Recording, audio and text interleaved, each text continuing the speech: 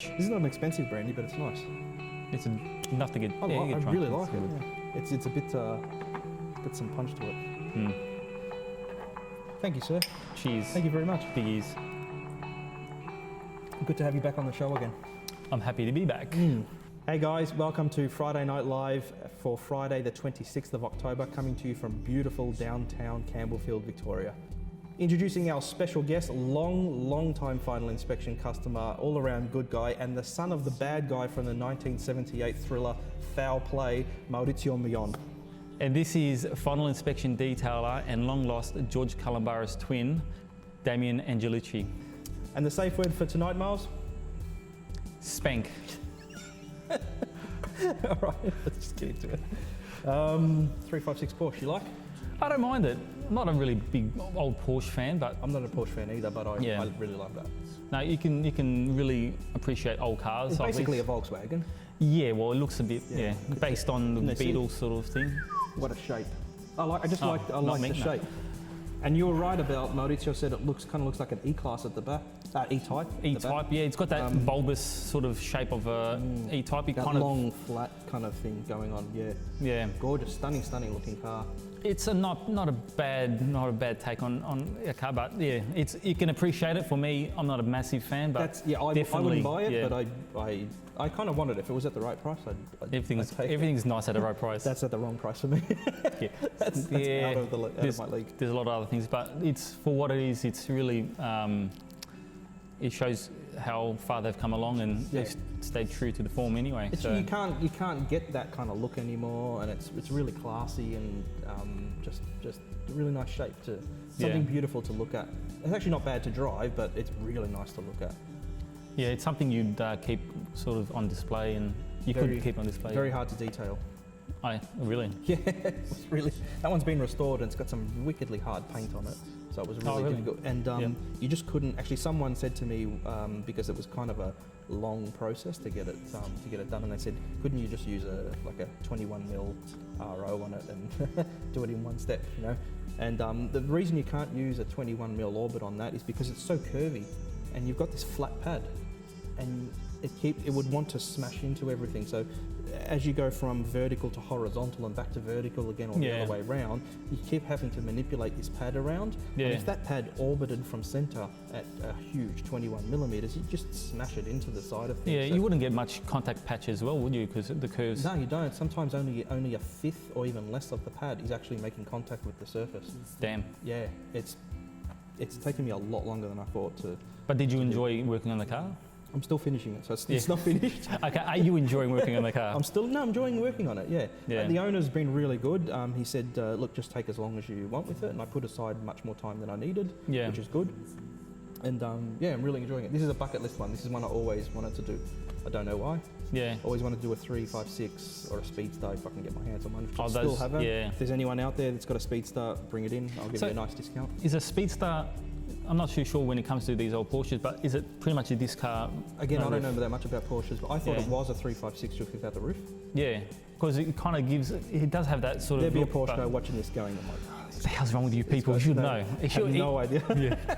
Yeah, no, I don't know, just that James sort of Dean Speedster and anything that kind of resembles that, which is that kind of resembles a Speedster. It does, that's that era, it's got that shape to it, it just looks so. Yeah, I bet if it was in silver, you'd probably go, hey, it's a Speedster with a roof. Yeah.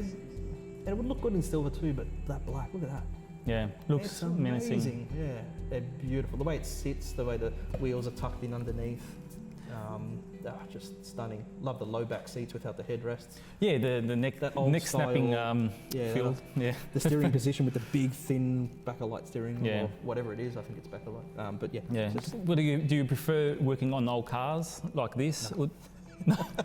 Okay, well, so newer cars. Volkswagen Golfs all day, every day. Okay. Big flat sides. Yeah. And you just.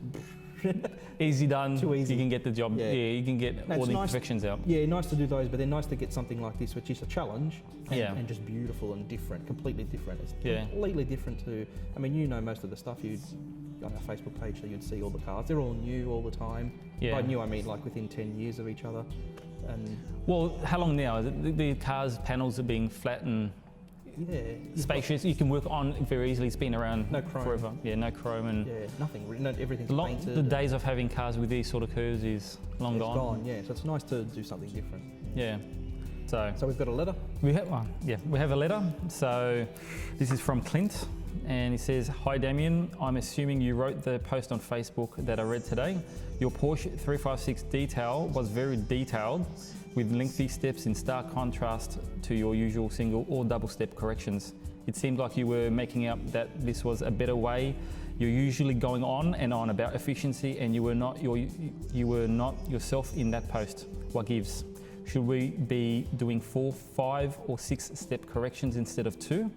P.S. I'll watch you in your sleep." That's great. It's very nice. It was me that wrote that post. I wrote most of the posts on the Final Inspection Facebook page. It was very lengthy. It's also because this particular customer had no budget restrictions. Okay. So just get it as good as it can possibly be, no restrictions whatsoever, which is very rare. Yeah. So every time a customer comes into final inspection, and I mean 95% of the time, they say, "I want this to be awesome. Money's no object, no budget restrictions." And I say, "Cool, give me $18,000. That's our top service. Yeah. Come back in 6 weeks, and I guarantee you won't be unhappy with the job." And they say, "Whoa. There's always a budget. Always. There's never ever a no limit, open check kind of thing. It's always a budget. It's usually $2,000 or $3,000 for the upper end, and for new cars, $1,500 around about that mark." And then we get customers that come in that are just usually new customers that don't know much about final inspection, that are a bit shocked when they hear even a new car price. There's always a budget to how much work, because everything and everyone has a budget. Everything you do in life has a budget, right? You're not going to nothing is the limit. Well, right? yeah, you're exactly right. And how much you want to get done, you can get how intricate you want to do with the detail. Yeah, and that's fair. It takes time. I understand that. Yeah. I wouldn't be able to afford this detail. I couldn't. I personally can't afford it. I'm a car cleaner. Yeah. But I understand that there's always a limitation, and we have to work within that limit. This one had virtually no limitation. Yeah. So it could be. So you're going to take more time, and you'll do things that you normally because you have no restriction. You can. Yeah. You have that luxury. And it'll be a $3,000 or $4,000 detail, which isn't even that expensive. I'm not going to make it perfect because it has got some sections that I can't go 100%, so I can't remove all the imperfections in some of the sections, and I also can't spend a month with it. Yeah. I've got a couple of weeks, but not a month. Yeah. And a couple of weeks, I've got about 6 hours a day most days for a couple of weeks. So it's not unlimited amount of time. It's not like the F40 detail where we had 7 days a week for a month with 2 detailers. It's not that kind of situation. So, but $3,000 or $4,000. But then again, that is a lot more time that you would normally spend. Like that's a fair chunk of your time over a long period of time. Yeah. That's a big detail. Yeah. So it ended up being, let's say, a $4,000 detail in the end when I'm finished. I think about there. Yeah. So it's going to show. It's going to on a car like this with so many details, curves. That's right, where So we don't want to do a single step up because it's not going to be enough. Yeah. So even with the rotary and an SHD pad and cap heavy, which is an aggressive combination, you might be able to find a more aggressive combination, but not much more aggressive than that. But even that, after 2 passes, still wasn't enough to get all the marks out. So it did need more than a single stage. Like you said, the paint is pretty hard. It's pretty hard. It's in. The only thing wrong with this car, the car's perfect in every way. The only thing wrong with it was detailing wise. So I've been bothering him to do it for a couple of years now. Yeah. Give me the 356, give me the 356. A couple of years hounding him. It's a good nag. You nag enough, you're going to get your way. Emails, private messages, text messages, constantly. Stalking. 356. Lady Porsche, bring her down here. Always wanted to do it. Finally got it down here, so I want to make it really, really nice. Not take too much paint off. Don't get too risky, because it is really risky. Where you've got those curves and you can start to try and do too good of a job and to remove too much paint or build too much heat. So I didn't want to definitely don't want any issues, but do a really good job of getting it right. And he also drives it and uses it, so don't want to get it too good. He's going to wash it, and it's jet black. So the perfect colour. It'll have some marks. In 6 months, it'll have a few marks. I expect a few marks here and there. But so keeping it within a reasonable budget, but it's not a low budget. So we wanted to go nuts on the car. We wanted to do. But it's exactly what a car this pedigree really should deserves. It deserves that. Yeah. Right? Yeah. I think that explained it. I think so. Yeah. All right. Another letter. Okay, so this one is from Robert. When and how do you dilute your wheel cleaner, and why do you mix your body shampoo and Jaffa? PS, release dark energy or I'll cut you. Okay, one's a stalker and one just wants a threat in your life. Those PSs, they may or may not have been in a part of the actual email. Oh, really? So wheel clean, we dilute wheel clean 1-to-1 now. About 6 months ago we changed the formula, so you should be diluting wheel clean 1-to-1. And paint pampering body shampoo, dilute that 1-to-1. They're the only 2 products as of now that you should be diluting. Okay. The next one we're working on I think will be Jaffa. That'll be a concentrate. We'll be able to dilute that 1-to-1. That's great. Usually when we make them concentrates, we don't raise the price by much, if any at all. The last 2 times we did it, we didn't raise the price at all. It essentially makes your product half the cost, Yeah. which is a good thing. Well, that's pretty good. It's already pretty good value as it is already. Yeah. And doing that, That's final inspections. It's what we aim towards. Yeah, you're really consistent with that. Yeah. So I think he saw me mixing a product. It would have been on Detail Addiction, where I was mixing body shampoo and wheel cleaner together, or just a little bit. And I don't recommend you do it, but if you want to, you can do that. If I wanted a little bit more power in body shampoo, you put a bit of Jaffa, which is a citrus degreaser, and then it'll give you a little bit more power to maybe break down bugs and things like that on the car. Okay. As a prep. So if something like that came in actually pretty dirty, so to kind of wipe it down and wash it all down and remove old waxes and grease and things like that, body shampoo with a little bit of Jaffa is good because it really strips everything off it and it's safe. Yeah. Also, putting a bit of body shampoo into Jaffa, it thickens it up a little bit. If you put body shampoo, so it holds onto whatever you're spraying it onto, and it makes gives it gels. dwell a little bit more. Yeah. Gels it up a little bit, so that might be a reason for that. And I do it with almost everything. So I mix everything, sometimes just to see what it will do. Yeah. Mix this and that and just see. And then I use it. You don't know if you don't try. That's not doing anything. But if it did something I like, and we go back to the chemist and say, why does it do that? That's really nice what it's doing. Why? Yeah. And the chemist will say it's because this is happening, or maybe he'll do this and just go, and then I'll be why are you doing this? Jeez. Didn't we speak about this last time? Yeah. Can we make it thick like this, or do this, or whatever characteristic this got when I mix these 2 together, or we need a new product, or can we make that product work more like this mixture? Yeah. Something like that. So that's the reason why I do it, partly. And the other reason is because you can get different characteristics, you can tweak the products a little bit. Yeah, but to suit your situation at the time, what you're doing. That particular situation. Yeah. Body shampoo concentrate in Jaffa, I do that a lot for under wheel arches when they're not really dirty, but I want it to dwell, sit there and dwell for especially a long time. For wheel wells that have carpet lining, that would help keep them. Yeah, a little bit. Yeah, a little bit. Yeah. Yeah, I usually use just Jaffa for that. Okay. Yeah, because you get it to foam up a little bit. Ah, that's great. Actually, had a customer ask me why. He said you don't like foams and foaming agents, but you have some foaming agents in your body shampoo. Okay, he's trying to catch me out. He's a smarty. And he said because you don't need foaming agents for cleaning glossy surfaces, which is something I said. Yeah. And that's true. But some cars have fabric on them, right? Like a soft top. Yeah, exactly. That's when you need a little bit of SLS. So the reason body shampoo has a tiny bit of SLS in it is for the odd occasion where you come across a bit of carpet, either underneath wheel arches, which you should be using Jaffa for, but if you don't have the Jaffa product, it'll work under there. It will foam a little bit. If you try to make paint pampering body shampoo foam, it will. Yeah. And if you've got a soft top, you can wash the soft top with body shampoo, and it'll foam up just enough for you to get that soft top clean. So there's a time and a place for foam.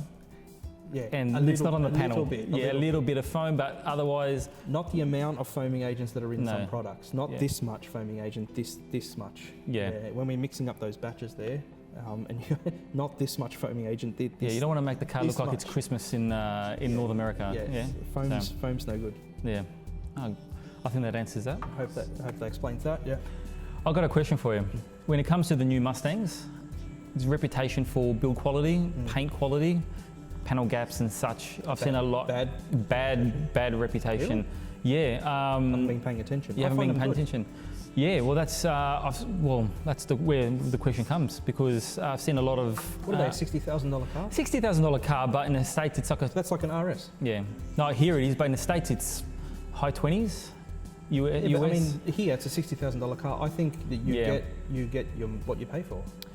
Not with this. Well, I've seen, unfortunately, when it comes... Obviously saying otherwise. Are these owners? Owners, yeah. Oh, okay. A lot of problems with panel gaps, and even panel gaps when it comes to the dashboard bits and that. But even the main panels outside, paintwork, where there's just something where... Denibbing marks and... Yeah, denibbing, but things where the paint quality, you have marks in the paint, things that where you would think quality control would put the car aside and sort of things. Have you come across anything of the sort? Yeah, on the Mustangs, yeah. Yeah, so I always find one or two, always. Yeah. Every time I do a new Mustang, it's always one or two denibbing marks. But having said that, do you remember the black 488 Spider that we did? Yeah, I definitely, yeah. That's nearly $700,000. That particular customer paid $680 something thousand for that car, right? That was way worse than the last Mustang I did, which only had two denibs on the whole car. Well, so yeah, that's like it's not good. You shouldn't have any of those because it's a brand new car. And it's a $60,000 brand new car, right? And it's a $60,000 brand new car that is $20,000 in another country. It doesn't really make sense. It should be 35 to 40 here, right? Yeah. But regardless of that, they offer it for 60. It's worth 60. It's a really good car. For 60,000, but when it's good bang for buck. When you have cars that are cheaper, doing better things in quality of paintwork. I guess it's more sporadic. It's not every single car's bad paint. I'm not a Ford guy. I'm not trying to stick up for Ford. Yeah. I think that car is delivered well. Like I just think it is what it is, and it shouldn't exist. Or maybe because I've been in this game so long, I'm kind of used to seeing rubbish on a daily basis. Your standard, you know what to expect. It's like, hey, I've seen worse. Denibbing marks, you shouldn't have them on a brand new car. Yeah. If they don't get picked up at the factory, they should get picked up at the dealer. Right? Exactly you right. Go over the car with the torch, you have a look at it, you find it comes down to the quality of the dealership. Before you deliver someone $60,000 Ford Mustang to them, you make sure that it looks the way you would want it to look. And I think that's what's missing from dealerships. They should have someone go around, look at it and say, would I be happy if I just accepted that car?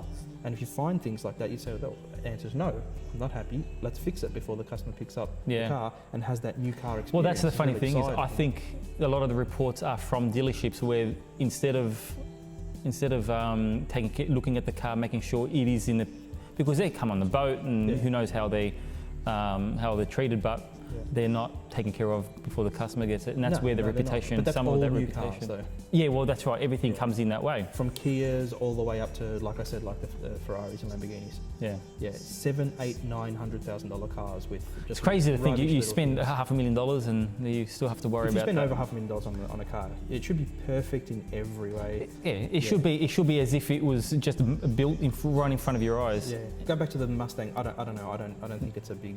It's not so far out of industry standard. Yeah. Yeah, that's pretty normal. Yeah. Yeah. Well, and then it depends on how the dealership or the brand handles it.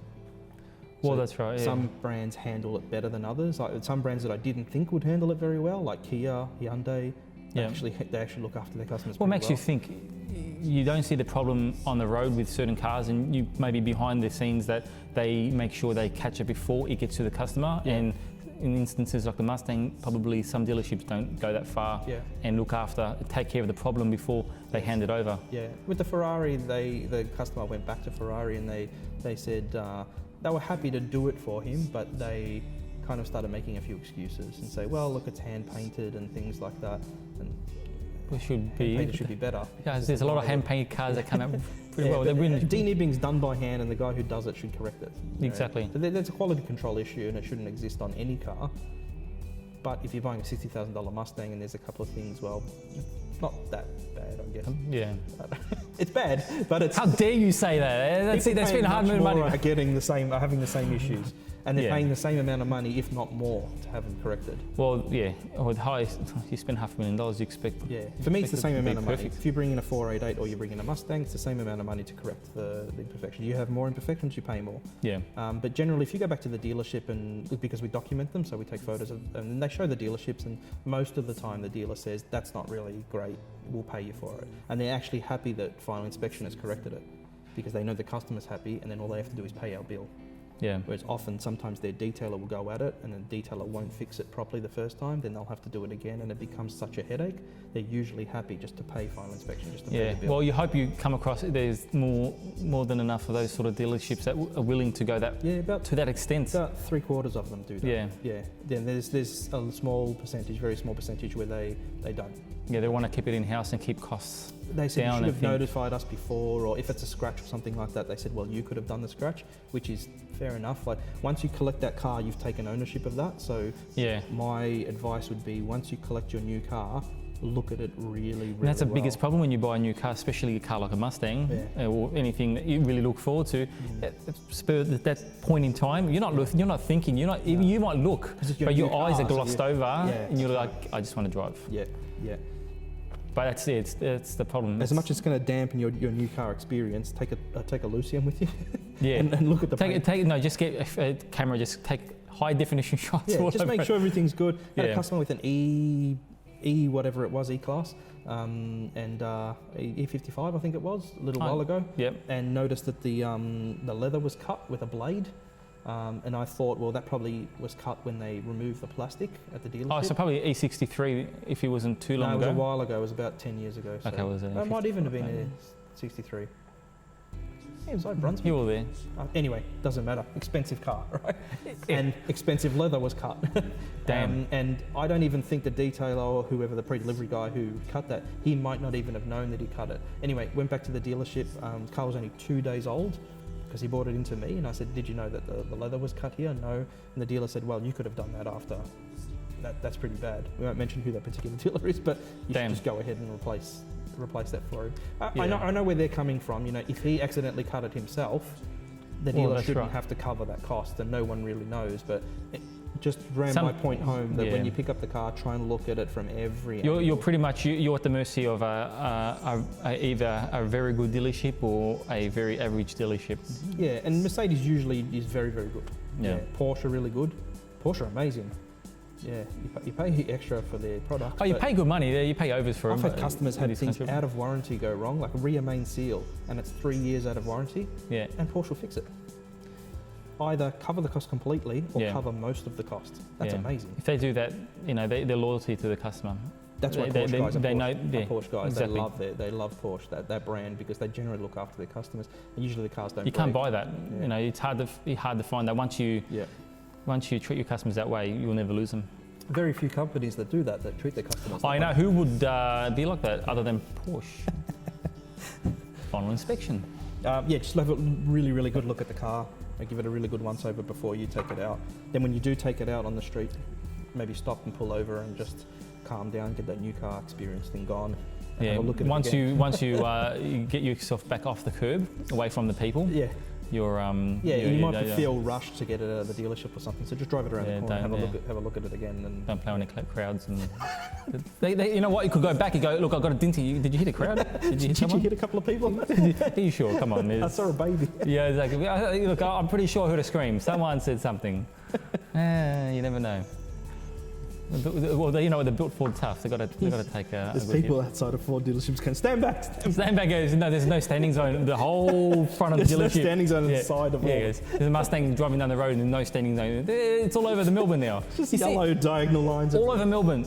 All I see are Mustangs, day in, day out now. They're everywhere. Because they're everywhere. They're good value. They're good value. I like them. I'd buy one. Best bang for buck. Would you buy one? Would you have one? Oh yeah. Damn. But you're a Ford guy though, aren't you? I like my Fords. I like all cars. I've had Holdens and Fords. I like your Typhoon. Typhoon was good. Shouldn't have got rid of that.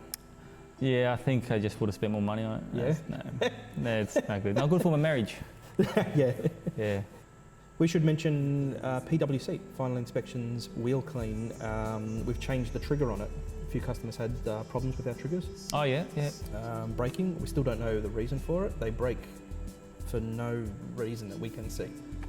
We think it might be a shipping issue where they get crushed in the boxes, so the ones on the outside might have experienced a bit of torque, a bit of pressure or something, and they might just be ready to brake. and they seem fine, and then they break all of a sudden. Whereabouts were they breaking? On the actual handle itself? Different places actually. Oh, really? But it was the trigger that was breaking. It was mostly like 90% of the people was wheel clean. That was the problem. So we've gone to a trigger that's not as nice to use. It's not as comfortable to use, but it's definitely a more expensive and more reliable, simpler product. And we've changed the trigger. So if you do buy wheel clean and you notice that it comes with a black trigger, not an orange trigger, there's nothing wrong with that, because we've had a few customers say, "Oh, wheel clean's got a black trigger, should have an orange trigger." Yeah, that's the reason. Because it looks the orange trigger looks great. The package-wise, it looks fantastic. So it's a more comfortable trigger to use too. Yeah, and it's got the right dip tube and the right nozzle for wheel clean. What does it have? The dip tube. Dip tubes. Yeah, the dip tube diameter is the right diameter for us, so that you don't overuse the product. Yeah. But we actually had customers asking for that particular Black Canyon trigger, which we had on previous versions, to bring that back to solve this issue. Yeah. So until we can figure out what's wrong with that trigger, we've implemented that. That's great. And we've had no returns since. So we'll keep doing that for now. Like I said, about 80% of the returns were wheel clean, and the other 20% was body shampoo, which makes sense because they're the two products that use the triggers the most, right? Yeah, the most. Yeah. Body shampoo will have a fix coming soon where we're going to replace it with a pop top. So we've had a pop top outside here. We've been washing cars with by squeezing on the product. Oh, really? Onto the mitt, yeah. That's a great idea. It is a great idea, but we thought we'll test it, right? Let's test this for a while. So we've been testing it for almost a year. And I'm just convinced it's a better way to go. So where that trigger issue won't be an issue because we'll be putting a pop top on our.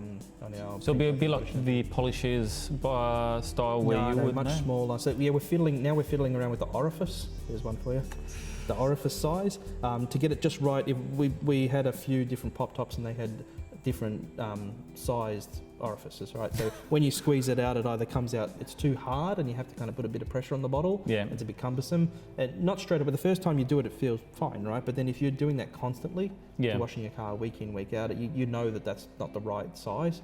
Then we got one that was too big, and then we're just playing around with a few. Now and it works with different temperatures. It's all good with when it comes to that's all what that we as well. Yeah. So we literally had about 12 different pop tops with different dimensions in the orifice sizes, and we're trying them and just seeing how they go. Also, some the pop just fell off after a while, so we're not going to use that manufacturer. Oh, that's going to be a good change, good addition. Another change, yeah. It makes the product smaller, so it's better for shipping.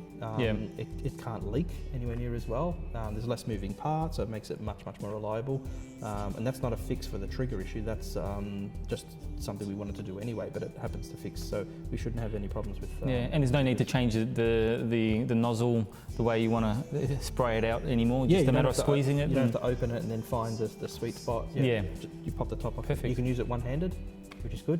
Get it done. I feel like me, but I'm busy, so sometimes I'm on the phone, and I'm literally so I put the mitt on the car, and I'm squirting, and then doing it while I'm talking. It's to a great because customer. you could be doing that, and you're thinking you're having a hot dog or something. Anything that makes life easier by doing something single-handedly instead of having to use two hands. For me, for a businessman anyway, who's always on the phone, is good. You can get it done, and plus you control how much you're using as well. I imagine much more easier to control. Yeah. So you probably and if you want to modify it, because customers always want to modify things like mixing chemicals and stuff like that, because we couldn't find one with the right orifice size straight away, so we just got a heat gun. Oh really? Made it a bit bigger. So if someone wants a bit more flow, if they want, you can tweak it a little bit. And I got the idea from a customer who said, I don't like the trigger. I take the trigger off and I pour it onto the wash mitt. And I that's thought, all it takes. That'd be good, but it's really cumbersome, It needs you'd use a lot doing that way. We tried our witch's hat. You know, like the old sauce bottles. And they come closed, and you chop it off. That was good because you could chop it further up and further down and make the orifice the right size, right? Yeah. And I kind of like that, but it kind of didn't, and it was hard to put the little cover on top and stuff. A pop top was once it's done. If you cut it too much, the cover won't cover properly. It got all sticky. It won't stay. Yeah, it's kind of it's simple and it works, but it's not very elegant. So it's a nice. But we tried nice change. 12 pop tops and then like 3 or 4 other different kind of enclosures, and we think we've got it right. So that we should roll that out soon. That's great. Yeah. That's good news. Everyone will love that. News. We should end on some good news. Good. Should we? Yeah, I think we should. And that it's ending. Never end on bad news. That's true. That's it. I guess that's it. Pleasure. Thank you very Good to much. see you again. You're gonna come for the next one? I think so. Yeah. This was fun. I think we have a nice car for the next one. I'm looking forward to that Something one. similar to that. So around the same era, a little bit more. Yeah. Little bit more special. Good. Okay, guys, that's it for Friday Night Live for Friday the 26th of October. Thank you, Miles, for coming. Thanks for having Really me. appreciate it. We'll see you in the next one. Definitely. Beautiful. And we'll see you then. Have a good weekend. Say hi to your mum for me.